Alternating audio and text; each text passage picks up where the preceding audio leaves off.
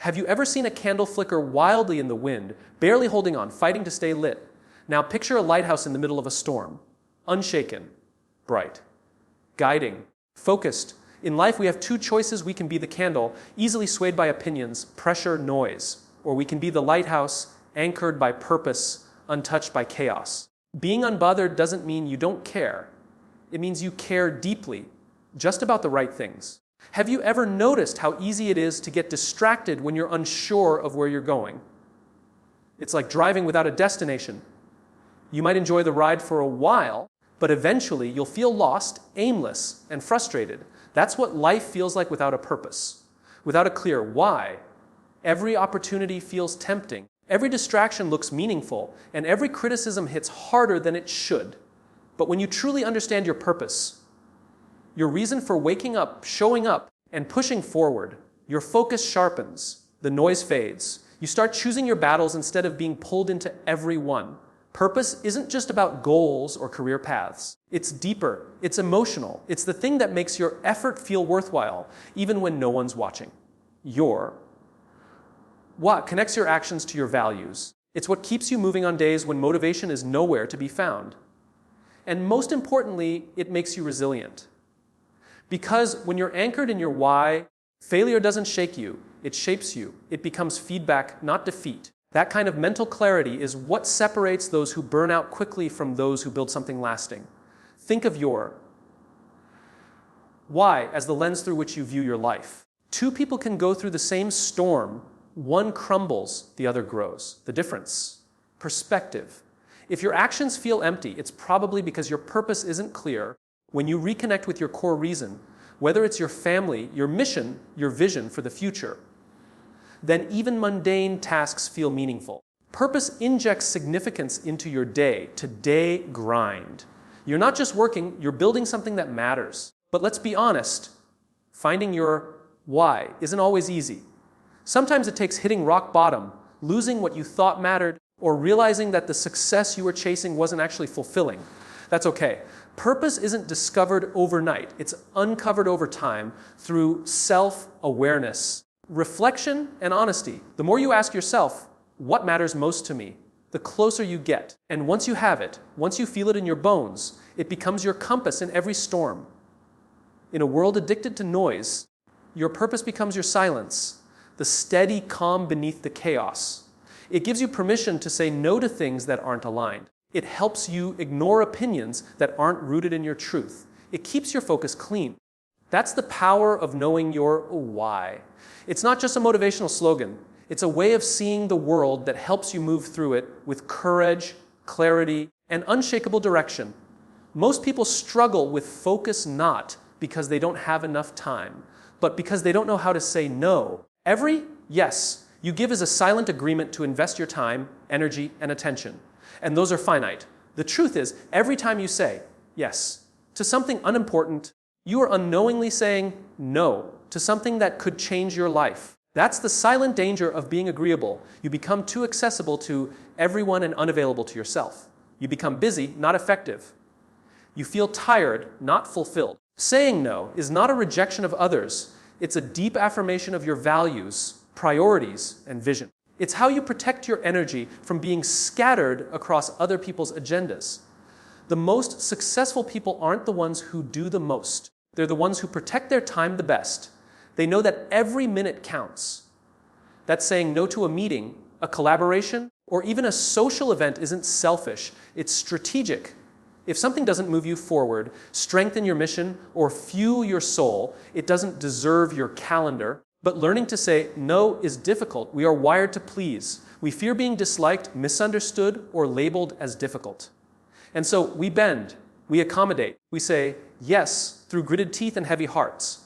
But over time, that emotional compromise becomes exhausting. Resentment grows, burnout creeps in. And ironically, by saying yes to keep the peace, we lose our inner peace. What we must understand is that no isn't about conflict, it's about clarity. It's a line in the sand that says, I know what matters to me.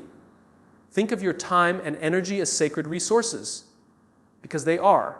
Imagine them as currency. You wouldn't just hand money to anyone who asked, right? Then why give away your focus so freely? Why spend your most valuable hours on things that don't align with your purpose? The moment you start treating your time like treasure, you'll realize how much of it you were wasting trying to be everything for everyone. When you guard your yes, you increase the value of every no. That's how you build intentional, distraction-free focus. And here's a secret. When you begin saying no with confidence, people respect you more. Why? Because you're living with direction. You're not easily swayed. You're not available to everything, which means you're probably working on something meaningful. Your no becomes a quiet declaration that you're building something bigger than momentary comfort or validation. That kind of discipline is rare, and it's powerful. So next time you're asked to do something that doesn't align with your priorities, don't hesitate. Say it kindly. Say it firmly. Say no and mean it. We live in an emotionally charged world. Opinions fly like arrows, criticism comes fast, and conflict can arise from the most minor disagreements. In a world this loud, emotional discipline becomes your shield. It's not about becoming numb or indifferent. It's about choosing your response when you feel the fire rising. It's about realizing that the first feeling is instinct, but the second is choice. People will test you. They'll push your buttons. But you don't owe everyone your energy. Emotional maturity is learning when to stay silent, when to walk away, and when to stand firm without being consumed. When you lack emotional discipline, the world controls you. You become a puppet pulled by strings of anger, insecurity, comparison, and doubt. A single comment can ruin your day. A mistake can spiral into self-sabotage. But with discipline, you create emotional distance between stimulus and reaction. You slow things down, you pause, you assess, and then you act, not based on how you feel in the moment, but based on who you want to be. That is real strength, not reacting from emotion, but responding from intention. Emotional discipline is also about managing your inner dialogue. It's not just what the world throws at you, it's what you say to yourself in return. When fear whispers, "You can't," discipline replies, "Watch me." When comparison says, "You're behind," discipline says, "I'm running my own race." The ability to govern your thoughts and regulate your emotional responses is what builds mental resilience. That's what keeps your focus sharp even when life feels unfair or overwhelming. If you can master your emotions, you can master your direction. This doesn't mean you suppress how you feel. Emotions are valid. Pain is real. But emotional discipline teaches you to sit with your emotions without letting them sit in the driver's seat. It allows you to feel anger without becoming destructive, to feel fear without becoming paralyzed, to feel sadness without drowning in it. You become an observer, not a slave, to your inner world. And from that place of control, you make better decisions. You stay the course. You stop quitting things just because they get hard or uncomfortable. One of the greatest tests of focus is how you handle emotional turbulence. Can you stay committed when your mood shifts? Can you continue showing up when everything in you wants to run? That's where champions are made, not in calm waters, but in storms. Emotional discipline isn't natural. It's trained, it's developed, it's earned, and it's one of the few traits that can take an ordinary person and make them unstoppable, not because they don't feel, but because they've learned how to feel without folding. Focus is not just about mental strength, it's about your environment. No matter how disciplined you are, if your surroundings are filled with noise, interruptions, and energy-draining clutter, your mind will struggle to concentrate. We like to believe that willpower is enough. But the truth is, your environment often wins. That's why building a distraction-free zone is not a luxury. It's a necessity. If you want clarity, creativity, and consistent results, you must intentionally remove what breaks your rhythm. Look around you. Every notification, open tab, unimportant conversation, and toxic relationship is quietly draining your cognitive bandwidth. You might not even notice it because distractions don't always scream, they whisper. And over time, those whispers pile up into mental noise that drowns out your inner focus. A distraction-free zone isn't just a tidy desk or turning off your phone. It's a complete reset of what you allow into your physical and mental space. It's curating your environment so it reflects your highest priorities, not your momentary impulses. This applies to people too. Some distractions wear the mask of friendship. They drain your energy with drama, gossip, or negativity. They keep you emotionally scattered, making it impossible to stay grounded. Building a distraction-free life sometimes means setting boundaries that feel uncomfortable. It means saying no to people you like in order to stay committed to the person you're becoming. You don't rise by pleasing everyone. You rise by protecting your peace. And peace is only possible in environments that support your vision, not compete with it. In the digital world, distractions are designed. Social media platforms, addictive apps, and endless notifications are built to steal your attention, not support your growth. That's why creating intentional boundaries with technology is one of the most powerful decisions you can make. Set screen limits. Use do not disturb. Schedule time away from devices. Don't wait for your mind to break. Design a space where it can breathe.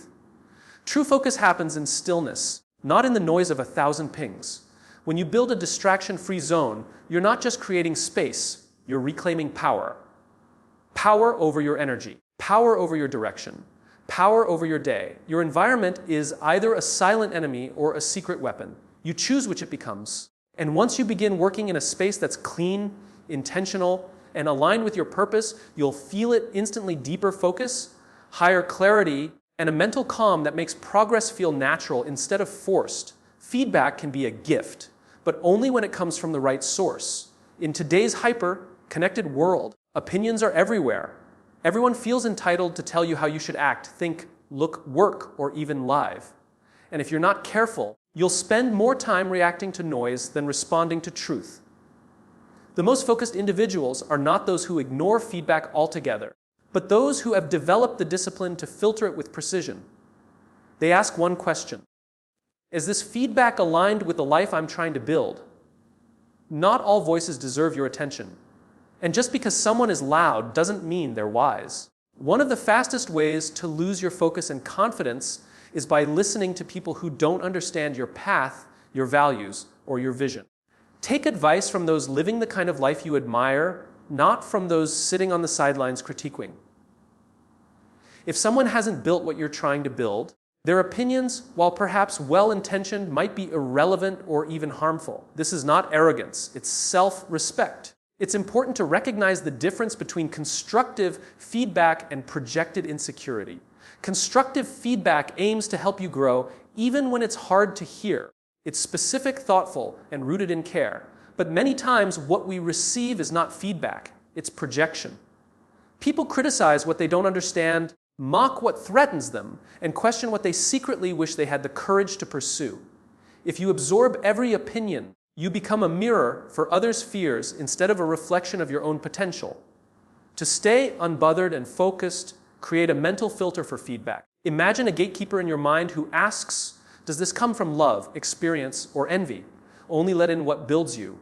Reject what breaks you. If the feedback stings, but it comes from someone who truly knows you, who lives with purpose, and who cares about your growth, it's worth examining. But if it comes from casual observers, anonymous critics, or people whose lives don't align with your values, let it pass like wind through open hands. You don't need to defend yourself to everyone. You don't need to adjust your journey to match every opinion. In fact, the more focused you become, the less explanation you'll offer. Let your progress speak louder than their doubts.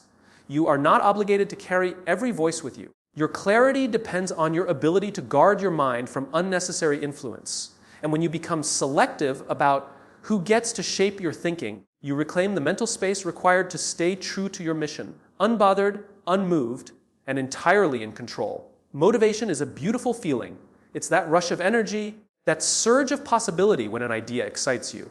But as powerful as it feels, motivation is not dependable. It comes and goes like the weather. You wake up some days ready to conquer the world and others struggling to get out of bed. That's why relying solely on motivation to build something great is a losing strategy. The people who win are not the most excited, they're the most consistent. They show up even when they don't feel like it. Consistency is what bridges the gap between dreams and results. It doesn't look glamorous, it's repetitive, it's quiet, it's often uncelebrated. But it's the daily showing up that compounds into mastery. Whether you're training your mind, building a career, improving your health, or learning a skill, progress isn't made in explosive moments.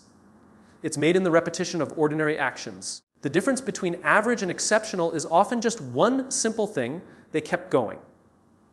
When you build your life around consistency, you stop depending on feelings and start depending on systems. Systems are powerful because they create structure and chaos. Instead of asking, do I feel like doing this today? You follow a plan, you commit to habits, you build rituals that move you forward regardless of mood. That's what separates professionals from amateurs. Professionals do it even when it's boring. They've trained themselves to act beyond how they feel. And in that discipline, they find freedom.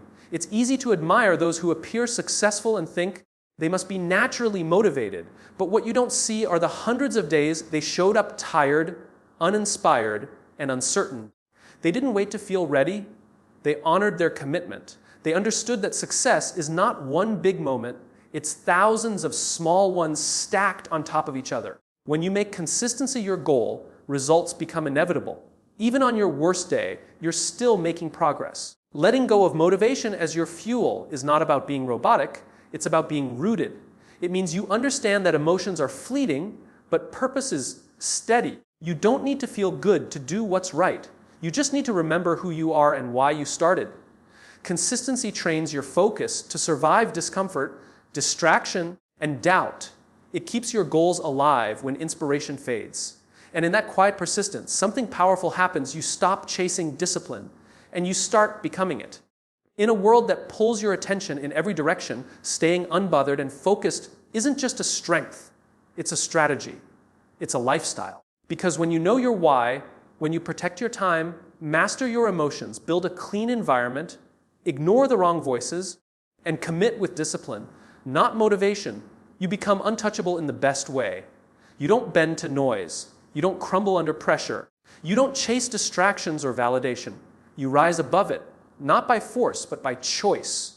You start walking through life with purpose in your eyes and peace in your mind. That's the power of real focus. It doesn't just change your results, it changes your identity.